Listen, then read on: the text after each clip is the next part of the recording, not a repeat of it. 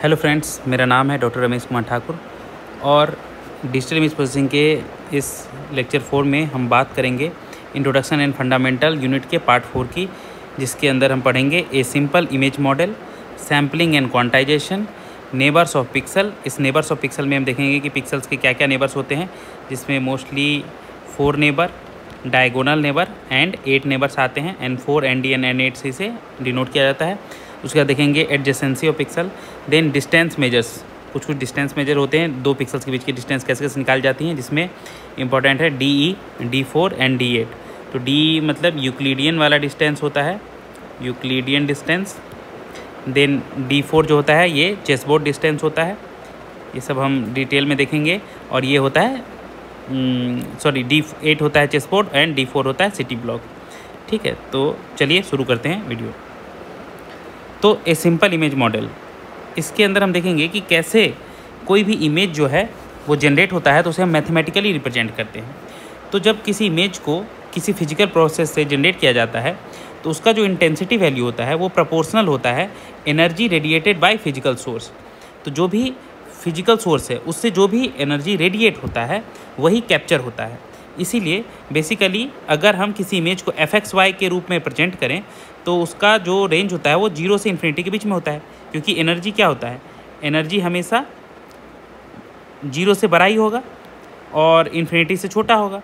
ठीक है, तो इसीलिए जो कोई भी इमेज होता है fxy वो रेंज जो होता है उसका वो 0 से बड़ा होता है और इन्फिनिटी से छोटा होता है। तो ये जो इमेज होता है इसे बेसिकली 2 कंपोनेंट होते हैं इसके। ठीक है, एक कंपोनेंट होता है कि जो इल्यूमिनेशन जो है उस सीन पे जिसे हम इमेज कर रहे हैं, जिसे हम एक्वायर कर रहे हैं, उस पे जो लाइट सोर्स का इल्यूमिनेशन हो रहा है वो एक कंपोनेंट होता है, जिसे कहते हैं इल्यूमिनेशन कंपोनेंट। IXY से उसे डिनोट करते हैं। ठीक है, जैसे ये एक इल्यूमिनेशन सोर्स है, एनर्जी सोर्स है, इससे इस इमेज को हमें इस सीन को कैप्चर करना है।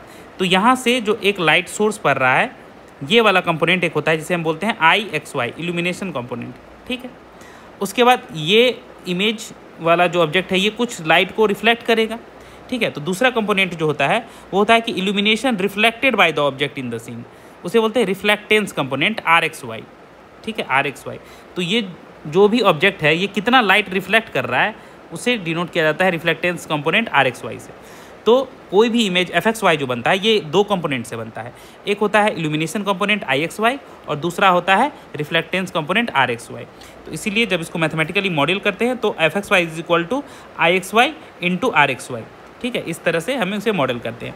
अब IXY एंड RXY का रेंज होता है, चूँकि IXY जो है वो एनर्जी है किसी भी इल्यूमिनेशन कंपोनेंट का, तो वो 0 से लेके इन्फिनिटी के बीच में कुछ भी हो सकता है। ठीक है, एनर्जी 0 मतलब फुल ब्लैक, इन्फिनिटी मतलब फुल वाइट टाइप से। देन रिफ्लेक्टेंस ये 0 से 1 के बीच में होता है, ये 0 से इन्फिनिटी के बीच में नहीं होता है। 0 से 1 के बीच में क्यों होता है, क्योंकि 0 रिफ्लेक्टेंस मीन्स फुल एब्जॉर्ब, कुछ भी रिफ्लेक्ट नहीं कर रहा है, सब एब्जॉर्ब कर लिया लाइट। एंड 1 मतलब फुल रिफ्लेक्ट, सारा लाइट जो है वो रिफ्लेक्ट कर दिया। ठीक है, तो इस तरह से रिफ्लेक्टेंस कंपोनेंट जो होता है वो 0 से 1 के बीच में चेंज होता है। ठीक है, अब IXY का जो नेचर होता है वो इल्यूमिनेशन सोर्स से डिटरमाइन होता है, क्योंकि जैसा लाइट सोर्स रहेगा वैसा ही IXY होगा। और RXY का जो नेचर होता है वो कैरेक्टरिस्टिक ऑफ इमेज ऑब्जेक्ट से होता है, मतलब जैसा कोई भी ऑब्जेक्ट रहेगा उसी तरह से पता चलेगा ना कि वो कितना लाइट रिफ्लेक्ट कर पा रहा है। अगर कोई ब्लैक रहेगा ऑब्जेक्ट तो सारा एब्जॉर्ब कर लेगा, वाइट रहेगा तो सारा रिफ्लेक्ट कर देगा। इस तरह से हम किसी भी इमेज को मैथमेटिकली मॉडल कर पाते हैं IXY × RXY के फॉर्म में। अब कभी कभी क्या होता है कि रिफ्लेक्ट होके इमेज नहीं बनता है, इमेज क्या होता है किसी मीडियम से ट्रांसमिट होके बनता है। जैसे एक्सरे वगैरह होता है ना, चेस्ट एक्सरे, फुट एक्सरे, उसमें रिफ्लेक्ट नहीं होता है लाइट, एकदम हमारे बोन्स को के थ्रू लाइट ट्रांसमिट होते हुए एक्सरे पीछे जाके उसका इमेज बनता है। तो उस केस में RXY नहीं लेते हैं, उस केस में ट्रांसमिटिविटी लेते हैं। ठीक है, TXY लेते हैं कि कितना लाइट ट्रांसमिट हो रहा है। वहाँ जो है fxy जब बनेगा इन केस ऑफ एक्सरे वहाँ होगा IXY × TXY, जो कि ट्रांसमिटिविटी है, क्योंकि यहाँ राइट जो है ट्रांसमिट हो रहा है, एकदम मीडियम को चीरते हुए पीछे इमेज बन रहा है। ठीक है, तो ये सब चीज़ें ध्यान देने वाली। नेक्स्ट अब है सैम्पलिंग एंड क्वांटाइजेशन। ये भी एक बहुत इंपॉर्टेंट टॉपिक है किसी भी इमेज के लिए। अब ये सैम्पलिंग एंड क्वांटाइजेशन क्यों करते हैं पहले ये जान लेते हैं। तो जब बेसिकली हम किसी इमेज को एक्वायर करते हैं, किसी भी सीन का फ़ोटो खींचते हैं, तो हमारा जो आउटपुट आता है वो मोस्ट ऑफ द सेंसर का कंटिन्यूस वोल्टेज वेवफॉर्म होता है, मतलब कंटिन्यूस फॉर्म में रहता है, ठीक है, ऐसे डिजिटल फॉर्म में नहीं रहता है, और हमें तो चाहिए डिजिटल। तो इस कंटिन्यूस को डिजिटल में कन्वर्ट करने के लिए हमें क्या करना होता है, सैम्पलिंग एंड क्वांटाइजेशन, इसकी ज़रूरत पड़ती है। तो कंटिन्यूस में हमारा आउटपुट होता है सेंसर का, उसको हमें डिजिटल में कन्वर्ट करना है, इसीलिए हमें सैम्पलिंग एंड क्वांटाइजेशन करना पड़ता है। अब क्या होता है, कोई भी सिग्नल जो है वो एक्स वाई कोऑर्डिनेट इसके हिसाब से भी कॉन्टीन्यूस रहता है और एम्पलीट्यूड के हिसाब से भी कॉन्टीन्यूस रहता है, ठीक है। तो हमें क्या करना पड़ता है, जो हमारा एक्स वाई कोऑर्डिनेट है किसी भी इमेज में, उसको भी डिस्क्रीट बनाना पड़ता है, डिजिटाइज करना पड़ता है, और इसी प्रोसेस को कहते हैं sampling. So digitising the coordinate value is called sampling, ठीक है।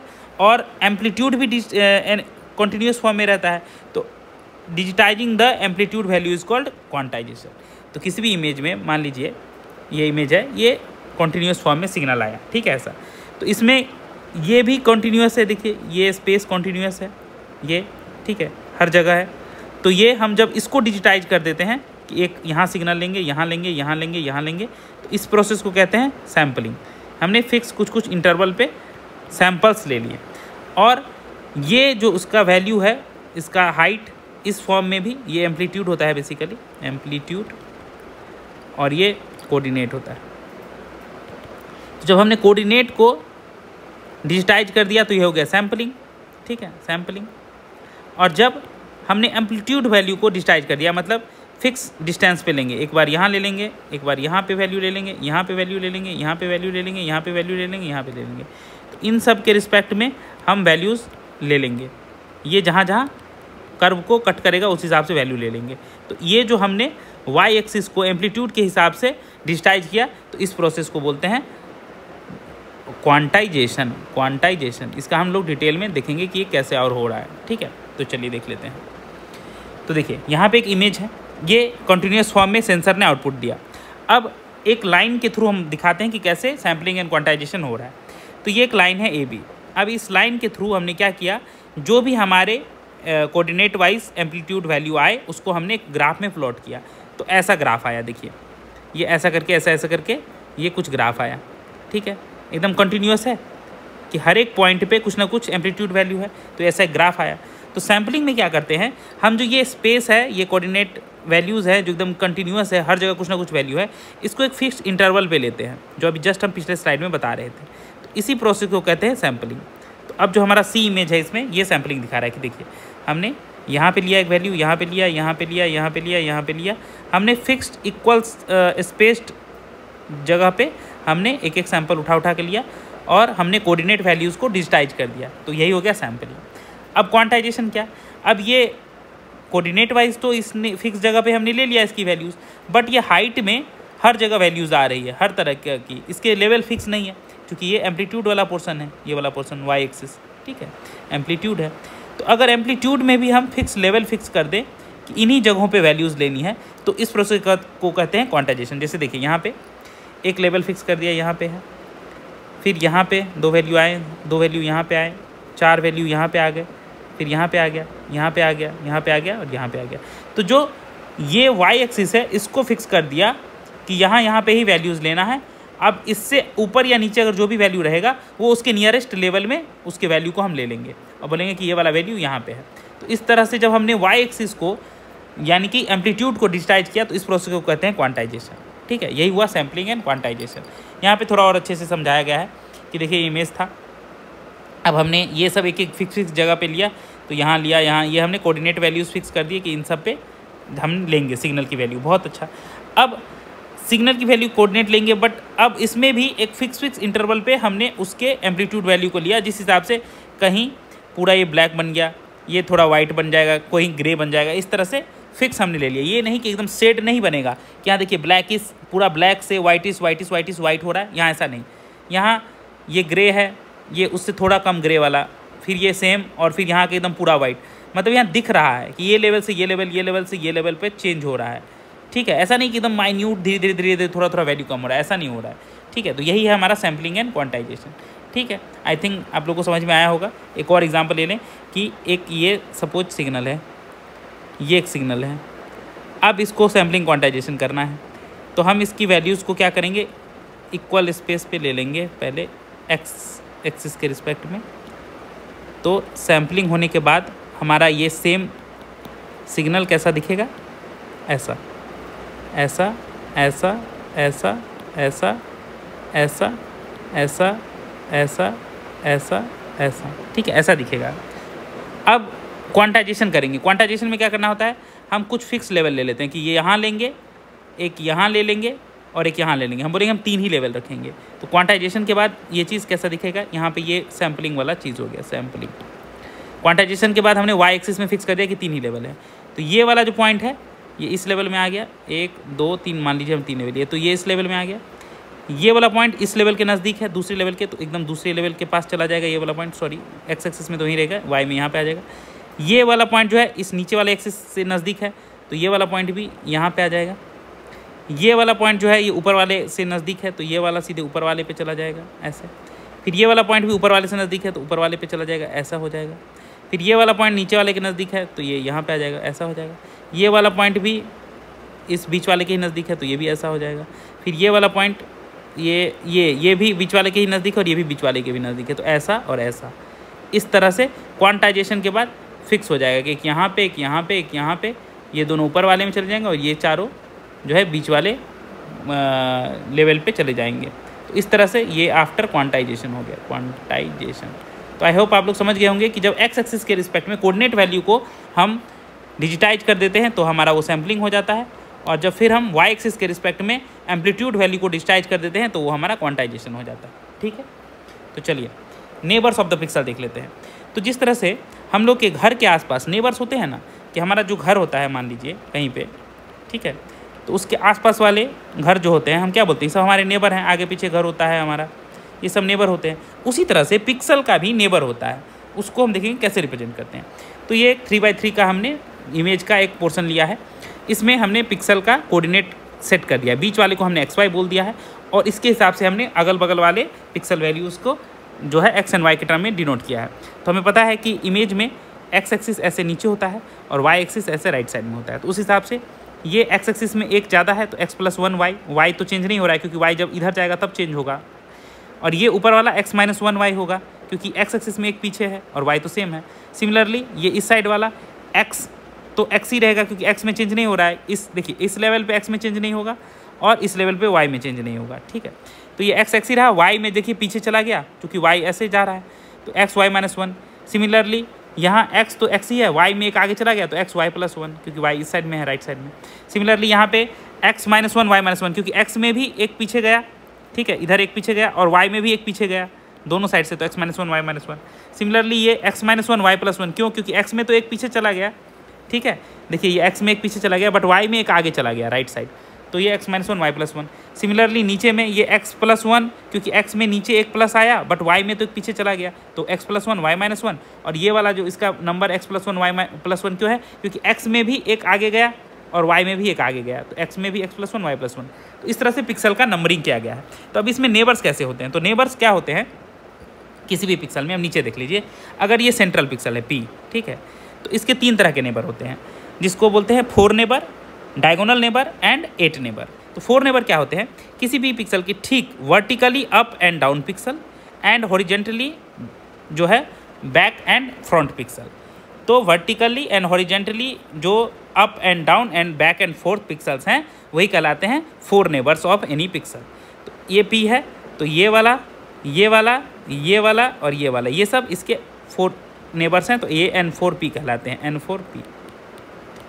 और अगर इसको कोऑर्डिनेट्स में दिखाएंगे तो ये क्या क्या है, XY-1, ठीक है, XY+1, X-1Y और X+1Y। तो देखिए X+1Y, X-1Y, ये ऊपर और नीचे वाला, नीचे और ऊपर वाला, और XY+1, XY-1, ये आगे और पीछे वाला, ठीक है। तो ये होते हैं 4 नेबर या N4P, ठीक है। तो डायगोनल नेबर क्या, तो किसी भी पिक्सल के डायगोनली जो 4 पिक्सल होते हैं, ठीक है, वो चारों कहलाते हैं इसके डायगोनल नेबर्स, ठीक है। तो ये चारों देख रहे हैं, ये चूँकि डायगोनल हैं ये चारों, तो ये सारे इसके डायगोनल नेबर जिसको NDP से डिनोट करते हैं, NDP।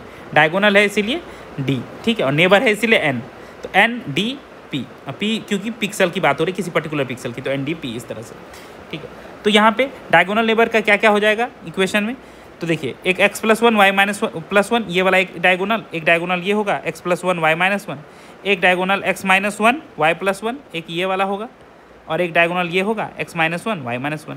तो ये चारों जो डायगोनल एलिमेंट है ये चारों एनडीपी में आएंगे, ठीक है, जैसे यहाँ पे हमने देखा, ठीक है। बहुत आसान है कि डायगोनल जो पिक्सल्स होंगे डायगोनल नेबर, और जो वर्टिकली एंड हॉरिजॉन्टली आगे पीछे वाले पिक्सल होंगे वो सारे N4P में आएंगे, 4 नेबर्स। देन N8P क्या होता है, 8 नेबर्स। तो 8 नेबर क्या है, सारे 4 नेबर और डायगोनल नेबर अगर साथ में ले लिए जाएँ, कंबाइंड रूप से कहा जाए तो वो 8 नेबर होते हैं। तो ये इसमें हॉरिजॉन्टली वर्टिकली आगे पीछे वाले भी रहते हैं और डायगोनल वाले जितने रहते हैं वो सभी रहते हैं। तो बेसिकली 8 नेबर जो है N8P से नोट करते हैं, ये होता है N4P प्लस NDP, दोनों नेबर्स को अगर ऐड कर दिया जाए तो ये हो जाता है 8 नेबर्स।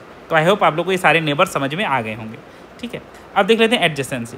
एडजेसेंसी में क्या होता है कि हम चेक करते हैं कि किसी पर्टिकुलर पिक्सल के हिसाब से कोई दूसरा पिक्सल वैल्यू जो है वो एडजेसेंट है कि नहीं, ठीक है। अब इसमें क्या होता है कि वो एक सिंगल पिक्सल वैल्यू के हिसाब से भी चेक हो सकता है या एक सेट ऑफ इंटेंसिटी वैल्यूज़ के हिसाब से भी चेक हो सकता है, ठीक है। तो generally set of intensity value के हिसाब से ही देखते हैं। अगर बाइनरी इमेज की बात करें, क्योंकि बाइनरी में समझना आसान होता है, हम चेक कर रहे हैं कि किसी पर्टिकुलर इंटेंसिटी वैल्यू जैसे 1, क्योंकि बाइनरी में 2 ही इंटेंसिटी वैल्यू हो सकते हैं, या तो 0 या 1, तो किसी एक के हिसाब से हम चेक करके देख लेते हैं। इसमें हम 1 के हिसाब से चेक करके देख लेते हैं कि कोई दूसरा पिक्सल एडजेसेंट है कि नहीं, ठीक है। तो एडजेसेंसी में 3 तरह की एडजेसेंसी पाई जाती है। एक होता है 4 एडजेसेंसी, एक होता है 8 एडजेसेंसी, एक होता है M एडजेसेंसी, जिसको मिक्स एडजेसेंसी भी कहते हैं M एडजेसेंसी को। तो जैसे हमने नेबर पढ़ा ना, उसके बेसिस पे अगर हम नेबर सही से सीख लिए तो एडजेसेंसी भी सीखना बहुत आसान है। मान लो हम 1 पे चेक कर रहे हैं, तो कोई भी 2 पिक्सल P एंड Q जो है वो 4 एडजेसेंट तब होगा जब Q जो है उसके N4P में होगा। मतलब वो जो पिक्सल है Q अगर वो उसके 4 नेबर में है, P के 4 नेबर में है, तो उसे कहते हैं 4 एडजेसेंसी। जैसे यहाँ पे ये वाला चेक कर लेते हैं 4 एडजेसेंसी है कि नहीं, कि ये मान लो सेट ऑफ पिक्सल वैल्यू है 0 1 1 0 1 0 ये। तो इस दोनों पिक्सल वैल्यू की बात करें, इसकी और इसकी, तो ये दोनों 4 एडजेसेंट है कि नहीं। तो ये P है पिक्सल और ये Q है। तो अगर Q जो है P के 4 नेबर में आता है तो कहेंगे कि P एंड Q जो है वो 4 एडजेसेंट है, ठीक है। तो Q वाला जो है 4 नेबर में है, यस, क्योंकि 4 नेबर क्या है P के, एक ये है, ये है, ये है और ये है। इस चारों में कहीं भी अगर Q आता है तो हम बोलेंगे Q जो है 4 एडजेसेंट है। तो यस, ये इसमें आ रहा है तो Q जो है 4 एडजेसेंट है, तो 4 एडजेसेंट पिक्सल दिखा दिया। सिमिलरली 8 एडजेसेंसी, इसी तरह से P एंड Q एडजेसेंट तब कहलाएगा जब Q जो है वो N8P में होगा, मतलब 8 नेबर में कहीं भी होगा। तो यहाँ पे 8 एडजेसेंट पिक्सल दिखा रहे हैं, तो 1 के हिसाब से यहाँ चेकिंग हो रहा है ना, तो हम सिर्फ 1 को ही चेक करेंगे, ठीक है, हम 0 को नहीं देखेंगे। तो 1 को चेक कर रहे हैं, तो 1 कहाँ कहाँ है, 8 में। 8 नेबर तो सारे होते हैं, ये सारे के सारे 8 नेबर्स हैं, ठीक है। अब इसमें एडजेसेंसी जो चेक होता है वो किसी particular set of pixel value पे होता है। यहाँ सिर्फ 1 की बात हो रही है, यहाँ जो सेट है वो है 1। तो जहाँ जहाँ 1 है 8 में कहाँ है, एक यहाँ है और यहाँ है। तो ये तीनों जो है ये 8 एडजेसेंट पिक्सल्स हैं, ठीक है, ये तीनों 8 एडजेसेंट पिक्सल हैं, ठीक है। यहाँ N4P में यहाँ तो था 1, बट चूंकि 8 नेबर में था इसीलिए इसको हम नहीं लिए, केवल 4 नेबर वाले को लिए। तो यहाँ पे 4 एडजेसेंसी में केवल ये वाला आया जो वर्टिकली अप था, बट 8 नेबर्स में तो सारे होते हैं, डायगोनली भी होते हैं और वर्टिकल और हॉरिजॉन्टल वाले भी होते हैं, इसीलिए तीनों 1 जो है ये 8 नेबर्स में आ गए, 8 एडजेसेंसी में आ गए। अब आगे देखेंगे कि M एडजेसेंसी क्या है, इसको थोड़ा ध्यान से देखिएगा। तो 2 पिक्सल P एंड Q जो है वो M एडजेसेंट तब कहलाते हैं जब या तो Q N4P में हो, उसका 4 नेबर में हो, या Q NDP में हो, बट N4P और N4Q में कोई भी कॉमन पिक्सल वैल्यू नहीं होनी चाहिए। जैसे देखिए, या तो जो 4 नेबर्स में आ रहे हैं वो डायरेक्ट M एडजेसेंसी में आ जाएंगे। तो यहाँ 4 नेबर वाला कौन है, एक ये तो डायरेक्ट इसके 4 नेबर में आ रहा है, तो ये तो होगा ही M एडजेसेंसी में। अब चेक करने के लिए बचा ये वाला और ये वाला, कैसे चेक करेंगे, डायगोनल में होना चाहिए। तो डायगोनल में दोनों है, ये भी है, ये भी है, बट जब इन दोनों का 4 नेबर निकालेंगे तो कॉमन पिक्सल वैल्यू नहीं होनी चाहिए, ठीक है। तो चेक कर लेते हैं, जब इसका 4 नेबर निकालेंगे तो इसके 4 नेबर में एक ये है, ये है, ये है और ये है, ठीक है। और इसका 4 नेबर निकालेंगे तो ये है, ये है, ये है और ये है। तो इन दोनों के कॉमन में क्या क्या आ रहा है, कॉमन में एक ये आ रहा है 0 और एक 1 आ रहा है। तो 0 से हमें कोई लेना देना नहीं है क्योंकि हम 1 पे चेक कर रहे हैं, तो एक 1 भी कॉमन आ रहा है। तो चूंकि एक 1 कॉमन आ रहा है दोनों में, तो ये वाला जो पिक्सल है ये इसके M एडजेसेंसी में नहीं होगा, क्योंकि जब डायगोनल एलिमेंट का 4 नेबर लेने पे उस पर्टिकुलर एलिमेंट के साथ कॉमन कोई आ जाता है उसी सेट का, तो उसे हम नहीं लेते हैं एडजेसेंसी में, इसलिए कट हो गया। ठीक है, अब इसके साथ चेक कर लेते हैं। इसका 4 नेबर क्या है, ये है, ये है, ये है, ये है। तो कॉमन में क्या आ गया, एक ये 0 और एक ये 0, ये इन दोनों का कॉमन था, तो ये दोनों 0 है ना, तो 0 से तो हमें कोई दिक्कत नहीं, हमें 1 पे चेक करना था, क्योंकि यहाँ पे अभी सारा चेकिंग जो है एडजेसेंसी का 1 पे हो रहा है। तो या तो 4 नेबर में होना चाहिए डायरेक्टली वो पिक्सल, या अगर डायगोनल में है तो दोनों का हम चेक करेंगे फोर नेबर्स। तो अगर 4 नेबर में कोई कॉमन एलिमेंट नहीं आ रहा है उसी सेट से, तो हम बोलेंगे कि yes these are M adjacent. तो एम एडजेसेंट कौन कौन हुआ यहाँ पे, इसका ये वाला हो गया, एक ये वाला हो गया, तो ये सारे एम एडजेसेंट पिक्सल हैं ये तीनों। ठीक है, तो इसी तरह से मिक्स एडजेसेंसी का थोड़ा प्रैक्टिस कर लीजिएगा और अच्छे से समझ लीजिएगा, तो हो जाएगा। आई थिंक हमने अच्छे से एक्सप्लेन कर दिया है इसे। ठीक है, देन एक डिस्टेंस मेजर भी अच्छा टॉपिक है, जो काफ़ी न्यूमेरिकल वगैरह आते हैं इससे, और हमें अच्छे से देख लेना है बहुत ही सिंपल, बस थोड़ी सी ध्यान देने की बात है। डिस्टेंस मेजर क्या है, अब कोई भी 2 पिक्सल है किसी भी इमेज में, तो क्या पिक्सल का तो कोऑर्डिनेट वैल्यू होता है कुछ भी, मान लो x1 y1 और x2 y2, तो इन दोनों के बीच कुछ ना कुछ डिस्टेंस होगा। ठीक है, कुछ ना कुछ डिस्टेंस तो होगा, तो उसी को बोलते हैं डिस्टेंस मेजर। ठीक है, अब ये डिस्टेंस मेजर के कुछ प्रॉपर्टी होते हैं, जो सिंपल प्रॉपर्टी हम फिजिक्स में पढ़ते आते थे, वही है कि कोई भी डिस्टेंस जो है वो 0 से बड़ा या बराबर होगा, क्योंकि डिस्टेंस कभी निगेटिव में नहीं होता है, याद रखिएगा। देन 2 पिक्सल के बीच के डिस्टेंस जो है, अगर चाहे P से Q का ले डिस्टेंस या Q से P का डिस्टेंस ले, दोनों बराबर होगा। ठीक है, ये एक प्रॉपर्टी है। तीसरा प्रॉपर्टी है, अगर P, Q और Z 3 है, ट्रायंगुलर इनइक्वालिटी वाला जो प्रॉपर्टी है, तो P से Z का जो डिस्टेंस है वो हमेशा छोटा होगा P से Q के डिस्टेंस के प्लस Q से Z के डिस्टेंस के। इन दोनों डिस्टेंस का जो सम होगा, इससे हमेशा ये जो है छोटा या बराबर होगा, तो ये ट्रायंगुलर इनइक्वालिटी भी होनी चाहिए। तो हम बोलेंगे कि यहाँ पे ये एक डिस्टेंस मेट्रिक है। तो ये सब तो प्रॉपर्टी है। ठीक है, ध्यान मतलब थोड़ा बहुत ध्यान में रखना होता है। देन हम 3 तरह के डिस्टेंस पे चर्चा करेंगे। एक करेंगे यूक्लिडियन डिस्टेंस, एक करेंगे D4 जो कि है हमारा सिटी ब्लॉक डिस्टेंस, और एक करेंगे D8 जो कि है चेस बोर्ड डिस्टेंस। तो पहले यूक्लिडियन देख लेते हैं। यूक्लिडियन क्या होता है कि मान लीजिए x, y एंड st 2 हमारे पिक्सल वैल्यू कोऑर्डिनेट्स है, x, y एंड st।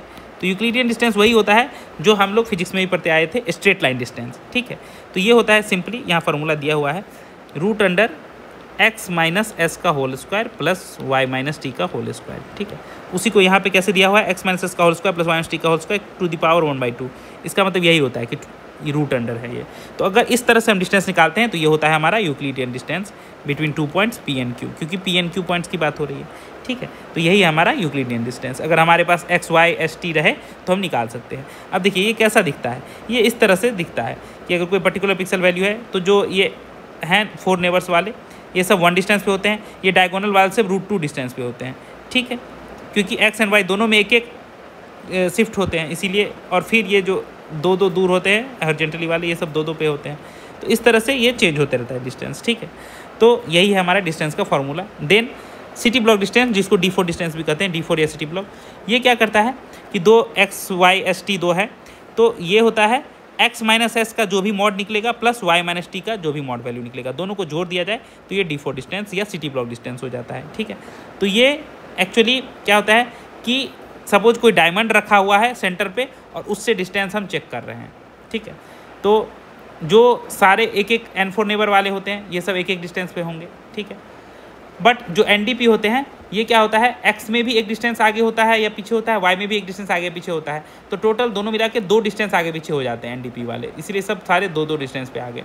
ठीक है, तो इस तरह से हम क्या करेंगे, दोनों कोऑर्डिनेट वैल्यू का x, y एक पॉइंट का है, पॉइंट P का, और पॉइंट Q का होता है ST मान लीजिए, तो दोनों के बीच का जो x - s का है, इसका मॉड वैल्यू निकालेंगे, क्योंकि कभी पॉजिटिव कभी निगेटिव आ सकता है, प्लस दोनों के दूसरे जो कोऑर्डिनेट है उसका भी मॉड वैल्यू निकालेंगे और दोनों का सम ले लेंगे, तो यही हमारा हो जाता है D4 डिस्टेंस। ठीक, अब D8 डिस्टेंस क्या है, इसको बोलते हैं चेस बोर्ड डिस्टेंस। तो इसमें ये मॉड तो निकालते ही हैं, थोड़ा सा अंतर होता है D4 से कि हम मैक्सिमम वैल्यू ले लेते हैं, दोनों निकालते हैं, x - s देखते हैं डिफरेंस कितना है और y - t का डिफरेंस कितना है। अब दोनों में जो मैक्सिमम डिफरेंस आता है x एक्सिस या y एक्सिस में, उसको हम ले लेते हैं, तो वही हो जाता है हमारा D8 डिस्टेंस या चेस बोर्ड डिस्टेंस।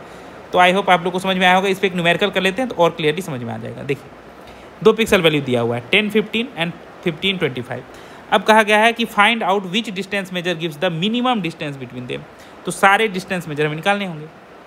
तो सबसे पहले यूक्लिडियन निकालेंगे। यूक्लिडियन क्या होता है? Root under x minus S का होल स्क्वायर। तो यहाँ पे क्या है? एक्स वाई, यह है एस टी। तो x है 10, तो 10 माइनस एस क्या है? 15, 15 का whole square plus y minus T का होल स्क्वायर। तो 15 माइनस 25 का होल स्क्वायर, टी है 25। तो यही जब हम सॉल्व करेंगे तो क्या हो जाएगा? रूट अंडर ये 5 का स्क्वायर प्लस ये हो जाएगा 10 का स्क्वायर। ठीक है, स्क्वायर है इसलिए हमने निगेटिव टर्म हटा दिया। तो ये हो जाएगा 100 या 25, तो रूट अंडर 125 हो जाएगा। तो ये समथिंग 11.18 ऐसा कुछ आएगा जब रूट निकालेंगे। देन सिटी ब्लॉक डिस्टेंस क्या होता है? x माइनस एस इसका मॉड ले लेंगे प्लस y माइनस टी इसका भी मॉड ले लेंगे। तो कर लेते हैं 10 माइनस 15 मॉड में प्लस 15 माइनस 25 ये भी मॉड में। तो ये मॉड ले रहे हैं तो ये 5 आएगा प्लस 15 माइनस 25 ये मॉड ले रहे हैं तो 10 आएगा। तो ये टोटल 15 हो जाएगा। तो D4 डिस्टेंस जो है हमारा 15 आ गया। ठीक है, अब similarly chess board distance. Chess board distance में सब कुछ तो सेम ही रहता है D4 की तरह, बस मैक्स ऑफ ले लिया जाता है किसका? x माइनस एस का कॉमा y माइनस टी का। तो देखिए जब हम अच्छे से निकालेंगे तो क्या हो जाएगा? मैक्स ऑफ हमने अभी जस्ट निकाला था 10 माइनस 15, कर ही लेते हैं फिर से 10 माइनस 15 कॉमा 15 माइनस 25। तो दोनों का मॉड का जब मैक्स निकालेंगे तो इधर से आएगा एक 5, एक आएगा 10। 5 और 10 में मैक्स क्या है? 10। तो ये आंसर हो जाएगा 10। तो यूक्लिडियन डिस्टेंस 11.18 आया था, सिटी ब्लॉक डिस्टेंस हमारा 15 आया था और चेस बोर्ड डिस्टेंस 10 आया था। तो मिनिमम डिस्टेंस कौन सा है? चेस बोर्ड वाला, मतलब D8, इसलिए हम बोलेंगे chess board distance of 10 is the minimum distance. तो इस तरह से आई होप डिस्टेंस निकालना आप लोग सीख गए होंगे। और किसी भी क्वेश्चन में अगर आपका कोऑर्डिनेट वैल्यू दिया रहे तो आप आसानी से इन फार्मूलाज का यूज़ करके डिस्टेंस आसानी से निकाल लेंगे। और ये भी बता देंगे कौन मैक्सिमम है, मिनिमम है, या उसको असेंडिंग या डिसेंडिंग ऑर्डर में सजाया जाए कि क्या होगा, तो वो भी कर सकते हैं। जैसे यहाँ पे D8 सबसे मिनिमम था, उससे बड़ा कौन था? DE, और उससे बड़ा कौन था? सबसे बड़ा D4। तो इस तरह से भी कर सकते हैं। अब नेक्स्ट क्वेश्चन है, ये आप लोग ट्राई करिएगा और कमेंट्स में बताइएगा क्या आपका आंसर निकला। Compute DE, D4 and D8 distance between 2 pixels x and y having coordinates 0, 0 and 6, 3। बस वही फार्मूला लगा के आपको निकाल लेना है और बताना है कि क्या क्या इसका आंसर है। तो आई होप आपको लोगों को ये वीडियो पसंद आया होगा। Thanks for watching the video. Thank you.